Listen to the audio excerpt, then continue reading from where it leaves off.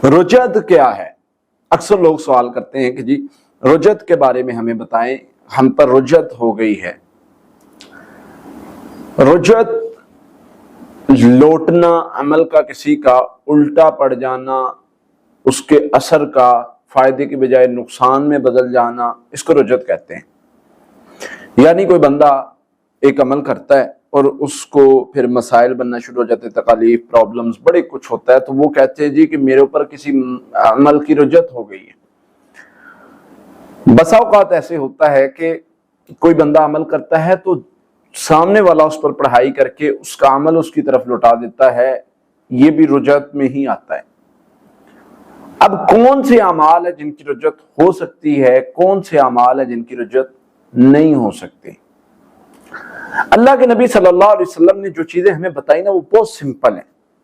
ये हिफाजती पढ़ाई पढ़ो, ये दुआएं पढ़ो, ये जिक्र करो, इस्तिगफार पढ़ो, ला हौला वला कुव्वता इल्ला बिल्लाह पढ़ो, ला इलाहा इल्लल्लाह वहदहु ला शरीका लहु मुल्कु व लहुल हम्दु व हुवा अला कुल्लि शैइन क़दीर पढ़ो, ला इलाहा इल्ला अंता सुब्हानका इन्नी कुन्तु मिनज़ ज़ालिमीन, और दीगर वज़ाइफ कि ये पढ़ो महफूज रहोगे।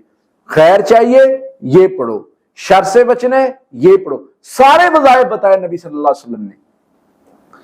अब जिस सहाबी ने पढ़े, जिस बंदे ने भी वो वज़ाइफ पढ़े, उसको कोई नुकसान नहीं हुआ, उसको कोई रजत नहीं हुई, उसको कोई मसला नहीं हुआ।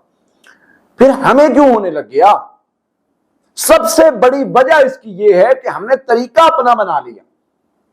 सबसे बड़ी वजह ये है कि हमने मकसद अपना बना लिया। हम खुद पर वो करके जी कि मैं ये करता हूं और मैं इससे ये कर लूंगा, वो कर लूंगा, खुद उन चीजों को वो करके तो अपने मकसद पर निकल गए। हमने रसूलुल्लाह सल्लल्लाहु अलैहि वसल्लम की बातों को, रसूलुल्लाह सल्लल्लाहु अलैहि वसल्लम के फरामीन को फॉलो नहीं किया। फलां पीर साहब ने, फलां बड़े ने बताया तो मैं ये कर लूंगा तो मुझे फायदा होगा, नहीं होगा।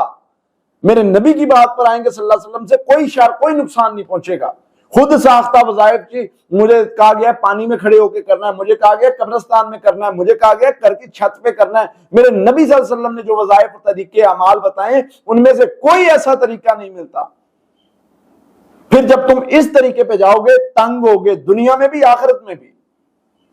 लिहाजा अगर चाहते हो, बचना चाहते हो, तो फिर क्या करो? फिर उस तरीके पर आ जाओ जो रसूलुल्लाह सल्लल्लाहु अलैहि वसल्लम ने बताया है। जिक्र और तदाद और तरीका, ये तीनों चीजें, और मकसद, ये तीन चार चीजें जो हैं वो इनको उस नबी सल्लल्लाहु अलैहि वसल्लम की इत्तिबा में ले आओ, सुन्नत के मुताबिक लेके चलो। जब मेरा मकसद ही है मैं जिन्नों को पकड़ूं, जब मेरा मकसद ही है मैं अगले बंदे को नुकसान पहुंचाऊं, तो मुझे कैसे पढ़ाइयाँ और ये सारी चीजें फायदा देंगी?